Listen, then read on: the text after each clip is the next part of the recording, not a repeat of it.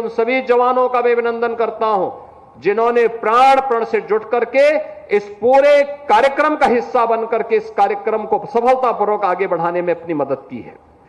आज उसका परिणाम है हर व्यक्ति उत्तर प्रदेश पुलिस के प्रति एक सम्मान का भाव रखता है। हम लोगों को इस बात को ध्यान में रखना होगा कि फोर्स की ट्रेनिंग का जो सबसे बड़ा मंत्र है वह मंत्र है कि ट्रेनिंग के दौरान जितना पसीना बहेगा, याद रखना, जीवन के आगामी 30-35 वर्षों की सेवा में उतना ही कम खून बहेगा। याद रखना, किसी भी फोर्स पर यह अक्सर सा लागू होता है। ट्रेनिंग के मंत्र होते हैं पूरी प्रतिबद्धता के साथ, पूरी ईमानदारी के साथ, पुलिस के उन सभी कार्यक्रमों के साथ जुड़ने के साथ साथ यह हमारा सौभाग्य है कि आज देश का नेतृत्व देश दुनिया के सबसे लोकप्रिय नेता प्रधानमंत्री मोदी जी कर रहे हैं। हमने जुलाई 2024 में 3 नए कानून भी लागू किए हैं। ये 3 नए कानून क्या हैं? ट्रेनिंग के दौरान हर नए पुलिस कार्मिक को इसके बारे में सीखना है।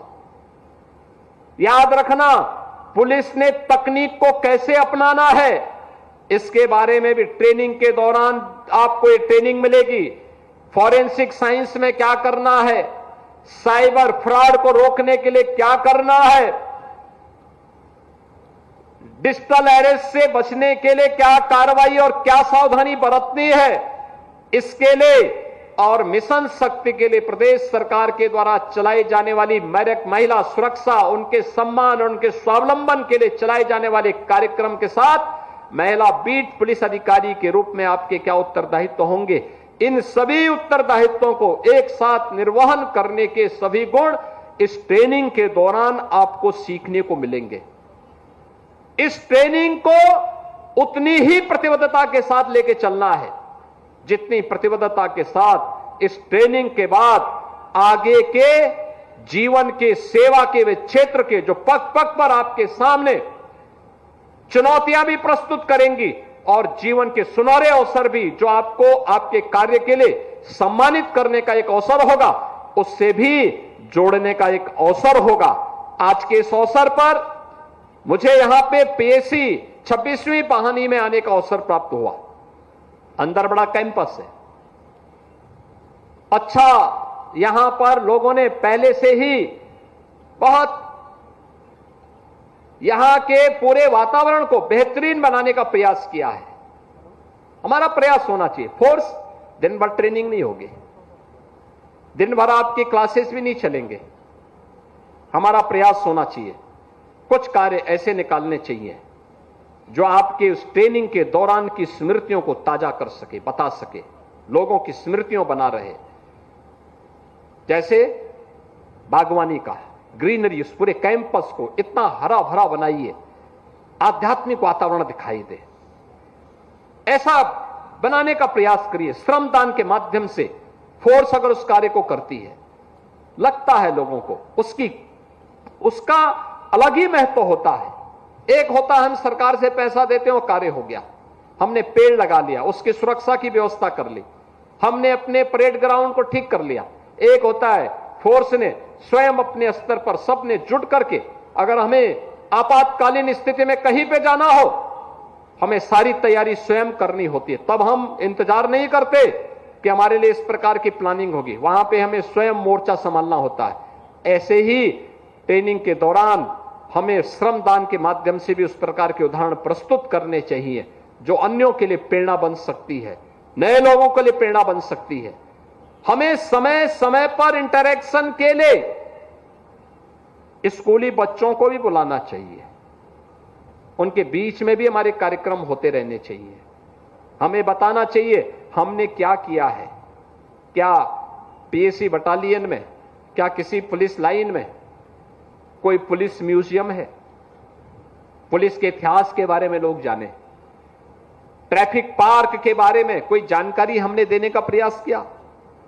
अगर हम उनके बारे में बताएंगे, लोग जानकारी लेंगे, सड़क दुर्घटनाओं में हजारों लोगों की मौत वर्ष में होती है। मैं जब उत्तर प्रदेश के अंदर सड़क दुर्घटना में मरने वालों की संख्या को देखता हूं, मुझे लगता है 3 वर्ष में कोविड कालखंड में 23,000 मौतें प्रदेश में हुई थी, 3 वर्ष में। लेकिन सड़क दुर्घटना में 1 वर्ष में ही 20 से लेकर 22,000 मौतें उत्तर प्रदेश के अंदर होती हैं। हम सबके लिए चिंता का विषय होना चाहिए। परिवार के परिवार समाप्त हो जाते हैं। सड़क दुर्घटना को रोकने के कारणों के बारे में जानना चाहिए।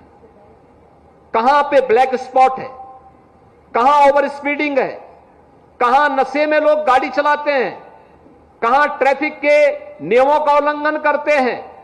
ये सभी जानकारी अगर हम बच्चों को देंगे और उनको इस बात के लिए प्रेरित करेंगे कि वे स्वयं भी ट्रैफिक के नियमों का पालन करें, अपने अभिभावकों को भी बताएं, तो बहुत सारे लोगों के जीवन को बचाने के लिए हम एक बड़ी भूमिका का निर्वहन कर सकते हैं। एक सामूहिक प्रयास का हिस्सा बनता है। और ट्रेनिंग के दौरान इन सभी के बारे में सीखना, महिला सुरक्षा के सामने कौन सी चुनौतियां हैं, उन चुनौतियों के बारे में भी जानना, क्योंकि एक एक महिला पुलिस कार्मिक को एक समय के बाद महिला बीट अधिकारी के रूप में अपने अपने बीट में उसको वहां पे लीडरशिप देनी है। ग्राम पंचायत में जाके, किसी वार्ड में जाकर वहां के लोगों के साथ संवाद बनाना है। एक टीम वर्क कैसे होता है सुरक्षा के लिए, महिला सम्मान के लिए, महिला स्वावलंबन के लिए, कौन कौन से ऐसी स्कीम है जो उन्हें स्वावलंबन के मार्ग में सम्मानजनक ढंग से आगे बढ़ा सकता है। इन सभी कार्यक्रमों को अगर हम व्यवस्थित रूप से आगे बढ़ाने का काम करते हैं, उसके बेहतर परिणाम सामने आते हैं। मुझे प्रसन्नता है कि हमारे 60,244 नौ प्रशिक्षु उत्तर प्रदेश के अंदर 112 ट्रेनिंग कैंप में ट्रेनिंग के कार्यक्रम के साथ जुड़ करके अपनी इस बेहतरीन ट्रेनिंग के माध्यम से उत्तर प्रदेश पुलिस बल का एक नया संबल बनने वाले हैं। आप लोग जब उत्तर प्रदेश पुलिस बल का फील्ड यूनिट के साथ जुड़ेंगे, सिविल बल में कोई पीएससी में जाएगा, कोई अलग अलग केंद्रों में जाकर के अपनी सेवाएं प्रदान करेगा, उस दौरान ट्रेनिंग के अनुभव का लाभ उन सभी को प्राप्त होना चाहिए।